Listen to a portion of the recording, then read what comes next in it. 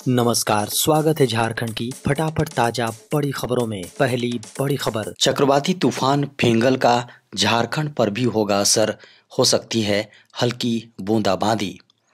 मौसम विभाग की माने तो बंगाल की खाड़ी में बनने वाले लो प्रेशर एरिया के विगत 3 दिनों से बनने के कारण चक्रवात में तब्दील हो गया है। बता दें कि चक्रवात का असर झारखंड पर भी पड़ने की आसार हैं, जिसके कारण से यहां हल्की बूंदाबांदी हो सकती है। वहीं 3 दिसंबर के तापमान में बड़ा बदलाव देखने को मिल सकता है, जिससे ठंड बढ़ सकती है। बता दें कि तापमान में आए गिरावट के कारण अब लोग ठंड महसूस करने लगे हैं। साथ ही ठंड से बचने के लिए स्वेटर, जैकेट सहित अन्य गर्म कपड़ों का इस्तेमाल शुरू कर दिया गया है।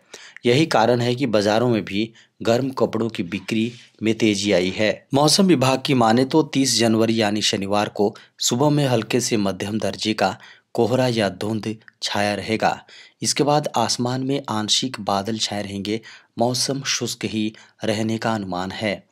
बता दें कि मौसम विभाग ने कहा है कि झारखंड में अगले 2 दिन तक न्यूनतम तापमान में कोई बड़े बदलाव की संभावना नहीं है।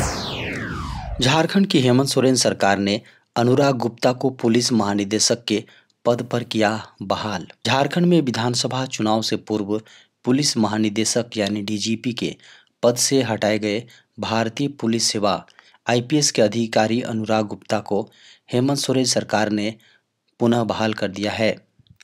खबरों की माने तो अनुराग गुप्ता की बहाली गुरुवार को सोरेन द्वारा झारखंड के 14वें सीएम के रूप में शपथ ग्रहण कर लिए जाने के कुछ घंटों बाद हुई है।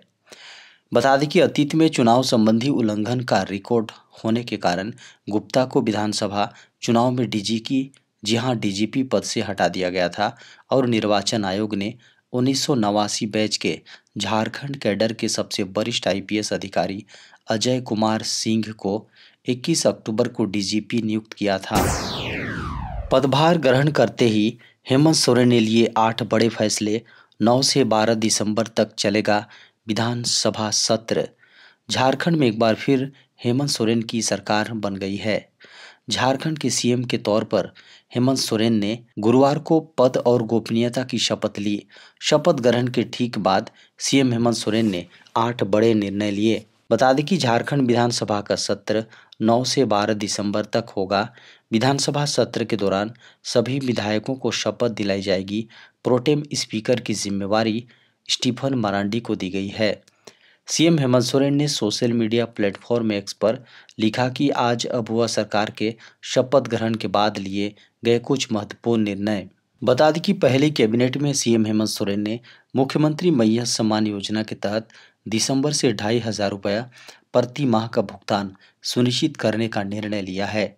वहीं केंद्र सरकार के पास बकाया 1,36,000 करोड़ रुपए केंद्र सरकार केंद्रीय उपक्रम से वसूली के लिए विधिक कार्रवाई प्रारंभ किए जाने का निर्णय लिया गया है।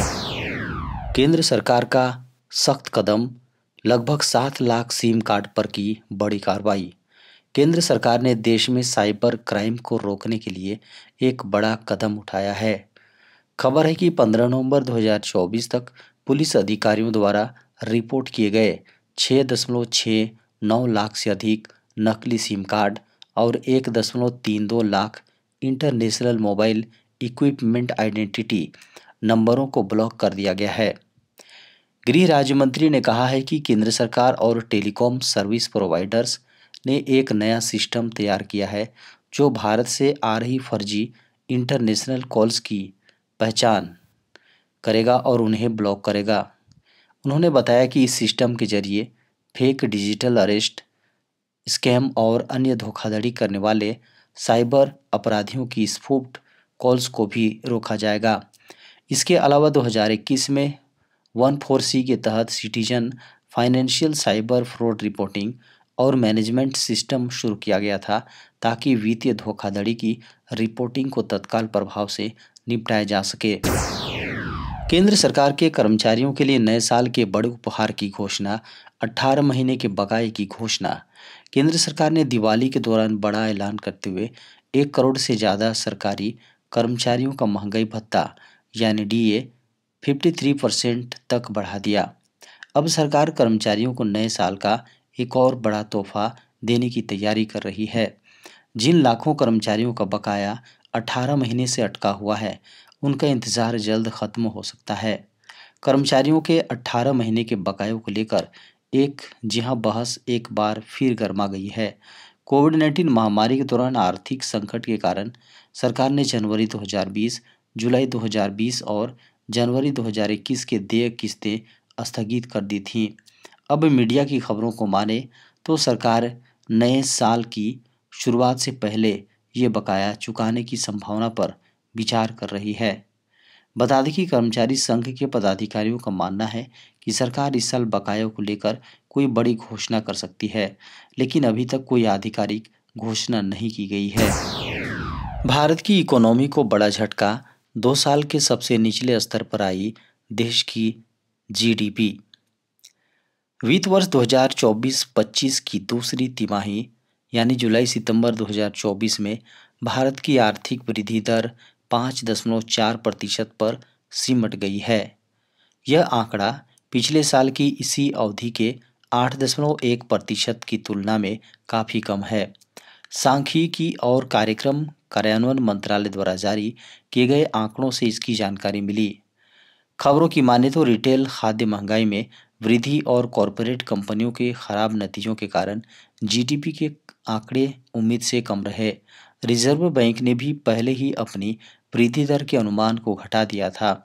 कृषि क्षेत्र की स्थिति की बात करें तो पिछले 4 तिमाहियों के बाद सुधार देखने को मिला है और यह 3.5% की वृद्धि दर के साथ सकारात्मक रहा।